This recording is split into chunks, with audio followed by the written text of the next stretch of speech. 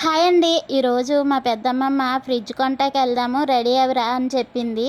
నేనైతే రెడీ అయ్యి వచ్చాను. ఇంకా ఫ్రిడ్జ్ తీసుకోవడానికైతే వెళ్తున్నామండి. ఫ్రిడ్జ్ ఎందుకు తీసుకుంటుందంటే రీసెంట్గానే షాప్ తీసుకుందండి. హోటల్ స్టార్ట్ చేసింది. ప్రస్తుతానికైతే టిఫిన్ వేస్తుందండి. తర్వాత 1 వీక్లో అయితే మీల్స్ కూడా పెడుతుంది. ఇంతకుముందు పెట్టేది కానీ మధ్యలో అయితే కొంచెం హెల్త్ బాగోక గ్యాప్ అయితే తీసుకుంది. మళ్ళీ అయితే కొత్తగా వేరే షాప్ తీసుకుందండి.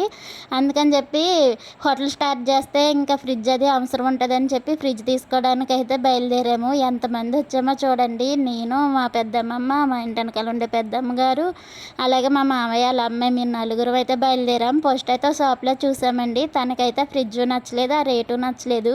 అందుకని చెప్పి వేరే ఫర్నిచర్ షాప్కి అయితే వెళ్ళామండి. ఇక్కడైతే ఫ్రిడ్జ్ నచ్చింది.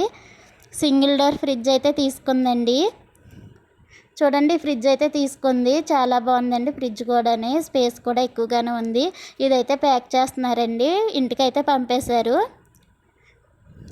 చూడండి, ఇదే హోటల్ కోరుకొండ నుంచి గోకవరం వెళ్ళే దారిలో ఉంటుందండి, కుడి చేతి వైపు.